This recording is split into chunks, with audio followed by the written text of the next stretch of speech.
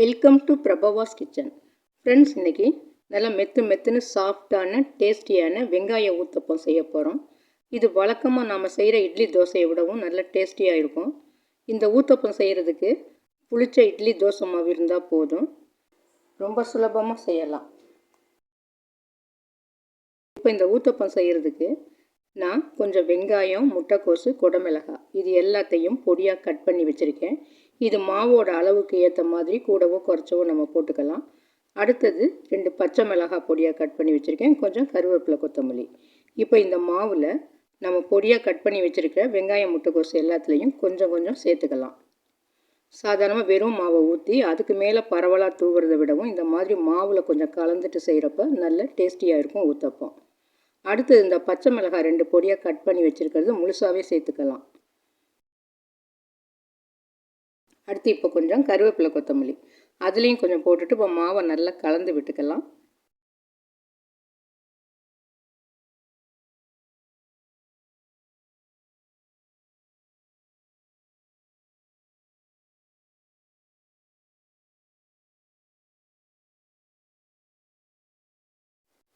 இப்போ மீதம் இருக்கிற இந்த முட்டைக்கோசு வெங்காயத்தோட ஒரு 2 கேரட்டு பொடியாக சாப் பண்ணி சேர்த்துக்கலாம்.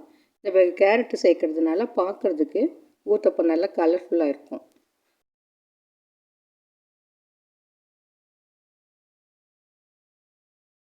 அடுத்து இந்த ஊத்தப்பத்துக்கு காம்பினேஷனாக நம்ம கார சட்னி ரெடி பண்ணிக்கலாம். கார சட்னியை தவிர்த்து வேறு எந்த சட்னியும் அந்த அளவுக்கு நல்லா இருக்காது. இப்போ ஒரு இருப்பு சட்டியை ஸ்டவ்வில் வச்சு அதில் 2 ஸ்பூன் அளவு எண்ணெய் விட்டுட்டு சின்ன வெங்காயம் உரித்தது ஒரு கைப்பிடி அளவு சேர்த்துக்கலாம். இதோட வெள்ளை பூண்டு ஒரு 10-12 பல் அதையும் சேர்த்துட்டு வரமிளகாய் 5 மிளகாய் சேர்த்துக்கலாம். காரம் இன்னும் கொஞ்சம் அதிகமாக வேணும்னா கூட 2 மிளகாய் போட்டுக்கலாம். இது எல்லாத்தையும் இப்போ நல்லா வதக்கிக்கலாம்.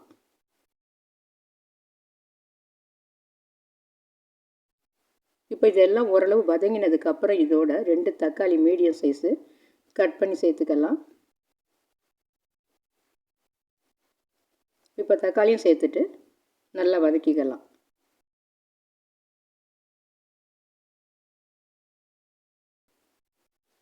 இப்போ எல்லாமே நல்லா வதங்கிடுச்சு. இந்த சமயத்தில் ஸ்டவ்வை ஆஃப் பண்ணிவிட்டு இது கொஞ்சம் ஆறினதுக்கப்புறம் மிக்ஸி கப்பில் போட்டு சட்னி அரைச்சி எடுத்துக்கலாம்.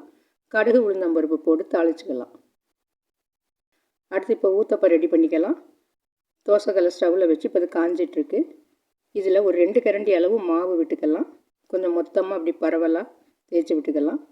ஊத்தப்பம் எப்போவுமே கொஞ்சம் மொத்தமாக இருக்கணும், அப்போ தான் டேஸ்ட்டாக இருக்கும். தோசை மாதிரி மெல்லுசாக ஊற்றிடக்கூடாது. இப்போ இதில் நம்ம கட் பண்ணி வச்சுருக்கிற முட்டைக்கோசு, வெங்காயம், குடமிளகாய் எல்லாம் பரவலாக தூவிக்கலாம்.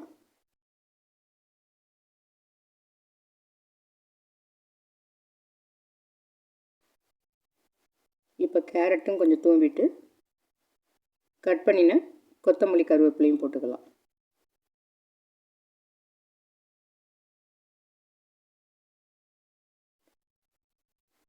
இப்போ இதெல்லாம் சேர்த்ததுக்கப்புறம் கரண்டியால் லேசாக அழுத்தி விட்டுக்கலாம். இது மாவோடு சேர்கிற மாதிரி.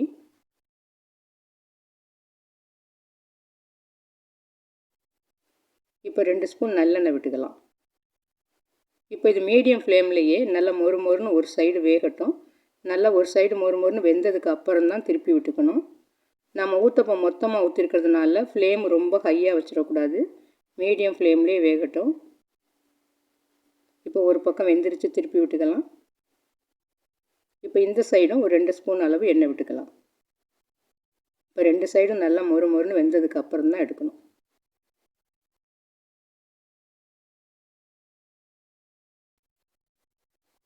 இப்போ 2 சைடும் நல்லா வெந்துருச்சு. இப்போ எடுத்துடலாம். பாருங்கள் எவ்வளோ சூப்பராக இருக்குது. இப்போ இதே மாதிரி மீதம் இருக்கிற மாவையும் ஊற்றிக்கலாம்.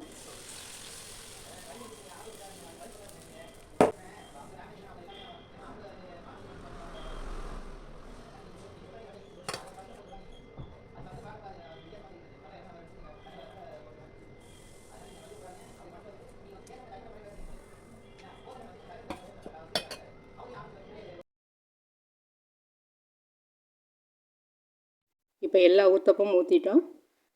இந்த ஊத்தப்பத்துக்கு கார சட்னி தான் நல்ல காம்பினேஷன். இது இல்லைன்னா இட்லி பொடி சேர்த்து சாப்பிடலாம். மற்றபடி தேங்காய் சட்னி, சாம்பார்லாம் அந்த அளவுக்கு சூட் ஆகாது. பாருங்கள் எவ்வளோ சாஃப்டாக இருக்குது.